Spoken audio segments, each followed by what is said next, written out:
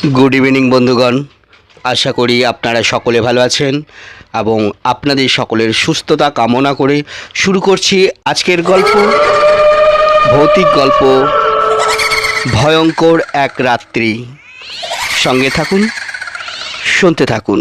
ভয়ঙ্কর এক রাত্রি।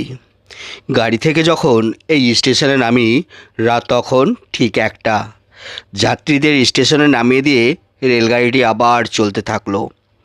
সঙ্গে থাকা ব্যাগটা কাঁধে ঝুলিয়ে স্টেশন মাস্টারের রুমের দিকে গেলাম। ভিতরে ঢুকতে দেখি সেখানে একজন লোক বসে আছে। উনি হয়তো স্টেশন মাস্টার। তাকে গিয়ে জিজ্ঞাসা করলাম, এখান থেকে রসুলপুর কত দূর? তিনি উত্তর দিলেন, এখান থেকে রসুলপুর 6 কিলোমিটার রাস্তা, কিন্তু এত রাতে এখান থেকে রসুলপুর যাওয়ার কোনো ভ্যান পাওয়া যাবে না, তাই রাতটা কষ্ট করে এখানে কাটাতে তার সাথে কথা শেষ করে ওই রুম থেকে বের হয়ে গেলাম। বাইরে এসে দেখি চারপাশটা কেমন ফাঁকা ফাঁকা, কোনো মানুষজন নেই। পাশে যাত্রীদের ওয়েটিং রুম, সেখানে গিয়ে একটি চেয়ারে বসলাম। তারপর চিন্তা করলাম কোনো মতে আজ রাতটা এখানে কাটিয়ে কাল সকালের দিকে রসুলপুরের উদ্দেশ্যে রওনা হব। দেওয়ালে ঝুলে থাকা ঘড়ির দিকে তাকিয়ে দেখি রাত 1:30 বেজে গেছে। চোখে একটু একটু ঘুম ঘুম ভাব। তার সাথে কথা শেষ করে ওই রুম থেকে বের হয়ে গেলাম। বাইরে এসে দেখি চারপাশটা কেমন ফাঁকা ফাঁকা, কোনো মানুষজন নেই। পাশে যাত্রীদের ওয়েটিং রুম, সেখানে গিয়ে একটি চেয়ারে বসলাম। তারপরে চিন্তা করলাম কোনো মতে আজ রাতটা এখানে কাটিয়ে কাল সকালের দিকে রসুলপুরের উদ্দেশ্যে রওনা হব। দেওয়ালে ঝুলে থাকা ঘড়ির দিকে তাকিয়ে দেখি রাত 1:30 বেজে গেছে। চোখে একটু একটু ঘুম ঘুম ভাব, তাই চোখ বন্ধ করে বসে রইলাম। হঠাৎ এমন সময় একজন লোক এসে উপস্থিত। এসে বলে, স্যার কই যাইবেন? রসুলপুর যাব। কিন্তু তুমি কে? আমার নাম মতি, এই এলাকায় ভ্যান গাড়ি চালাই। ও তাই নাকি? আচ্ছা, তুমি কি রসুলপুর যাবে? হ্যাঁ যাবো স্যার, চলেন। মনে মনে চিন্তা করলাম কষ্ট করে স্টেশনে রাত কাটাচ্ছে, গন্তব্যে চলে যাওয়া ভালো। তাই ব্যাগটা হাতে নিয়ে বলি, চলো মতি। হাঁটতে হাঁটতে মতির ভ্যান গাড়ির সামনে গেলাম। সেখানে গিয়ে দেখি একজন লোক আগে থেকে ভ্যানের ওপর বসে আছে। লোকটির সমস্ত শরীর চাদর দিয়ে ঢাকা রেখেছে, চেহারাটা পর্যন্ত ভালো করে দেখা যাচ্ছে না। আমি কোনো কথা না বলে লোকটার পাশে গিয়ে বসলাম। তারপরে মতি ভ্যান গাড়ি চালাতে শুরু করে। কিছু দূর আসার পর আমরা একটি মাটির রাস্তায় উঠলাম। সেই রাস্তার দুই পাশে ছিল বিস্তৃত ধান ক্ষেত। যতদূর চোখ যায় শুধু হলুদ পাকা ধানের হাসি। মাঝে মাঝে রাস্তার দুই পাশে হালকা কিছু গাছ দেখা যাচ্ছে। আর খরা মৌসুমে চাষাবাদের জন্য একপাশে একটি খাল খনন করা আছে। আকাশে হালকা চাঁদের আলো, তারপরেও চারপাশটা বেশ পরিষ্কার দেখা যাচ্ছে। আশেপাশে কোনো জনবসতি নেই, তাই চারিদিকে শুধু ঝিঁঝি পোকার শব্দ ছাড়া কিছুই শোনা যাচ্ছে না। মাঝে মাঝে দূর থেকে একটি খ্যাঁকশিয়ালের ডাক কানে ভেসে আসছে। কার্তিক মাসের শেষের দিকে, তাই হালকা একটু শীত পড়েছে। মাঝে মাঝে হিমেল হাওয়া শরীরে কাঁপন ধরিয়ে দিচ্ছে, তাই ব্যাগ থেকে জ্যাকেটটি নিয়ে গায়ে জড়িয়ে নিলাম। একটু পরে মতি জিজ্ঞাসা করে, স্যার রসুলপুর আপনার কে থাকে? রসুলপুর আমার এক বন্ধুর বাড়ি, কিছুদিন পর তার বড় ভাইয়ের বিয়ে, তাই যাচ্ছি। ও আচ্ছা। মাঝপথে আসার পরে মতি বলে, স্যার আপনারা বসেন, আমি একটু আসি।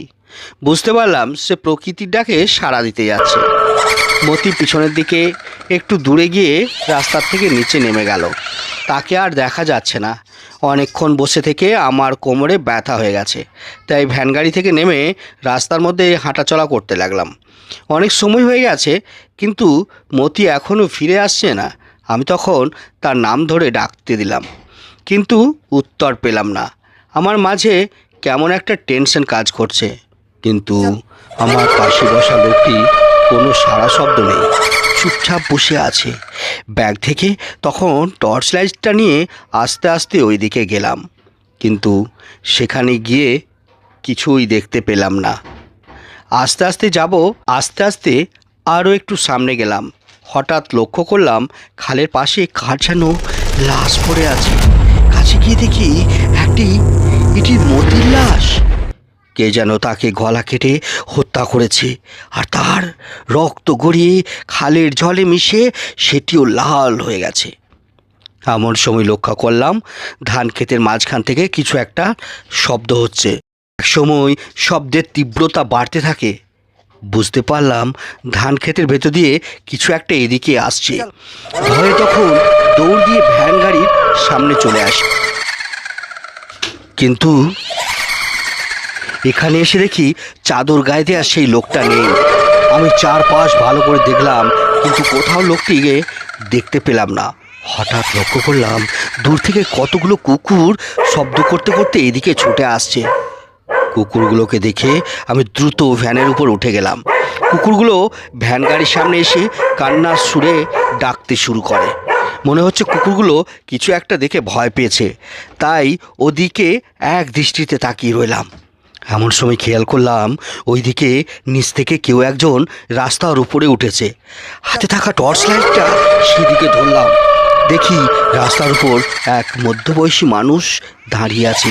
মুখে আর পোশাকে রক্ত মাখা দাগ, চোখ যেন ঝলঝল করছে, আর এক দৃষ্টিতে এইদিকে তাকিয়ে আছে। লোকটিকে দেখে কুকুরগুলো ভয়ে সামনের দিকে দৌড় দিল। আমি তখন কি করব বুঝে উঠতে পারছিলাম না। চিন্তা করলাম ভাগ্যে যা থাকে থাকুক, ব্যাগটা নিয়ে সামনের দিকে দৌড় দেব। তাই ব্যাগটা হাতে নিয়ে দিলাম একটা দৌড়। কিছু দূর আসার পর খেয়াল করলাম সামনে দিয়ে একজন লোক হেঁটে যাচ্ছে।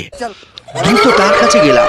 কাছে গিয়ে দেখি একটি ভ্যানে সেই চাদর গায়ে দেওয়া লোকটি। তাকে দেখে মনে কিছুটা সাহস পেলাম। লোকটিকে বললাম, ভাই আপনি হেঁটে চলে আসলেন, ওদিকে কে যেন মতি ড্রাইভারকে খুন করেছে। লোকটি গম্ভীর গলায় উত্তর দিল, তাই নাকি? এই প্রথম আমি লোকটির গলার আওয়াজ শুনতে পেলাম, কিন্তু আওয়াজটি আমার কাছে অতি পরিচিত মনে হচ্ছে। মনের মাঝে কেমন একটা খটকা লাগলো। তাই লোকটিকে বলি, ভাই আপনি চাদর দিয়ে এইভাবে মুখ ঢেকে রেখেছেন কেন? আপনি কি আমার চেহারাটা দেখাবেন? আমার কথা শেষ হওয়ার পরে লোকটি তার মুখ থেকে চাদর সরালেন। চেহারাটা দেখে আমি হতবাক হয়ে গেলাম। এটা কিভাবে সম্ভব? একটু আগে মারা যাওয়া মানুষটি জিন্দা হলো কিভাবে? আমার মুখ থেকে তখন আর কোনো কথা বের হচ্ছিল না। একসময় মনে হচ্ছে শরীর দুর্বল হয়ে আসছে, আর আমি জ্ঞান হারাতে যাচ্ছি। তারপরে আর কিছু মনে নেই। হুঁশ আসার পরে দেখি আমার বন্ধুসহ তার পরিবারের লোকজন আমার চারপাশে বসে আছে, আর কে যেন আমার মাথায় জল ঢালছে।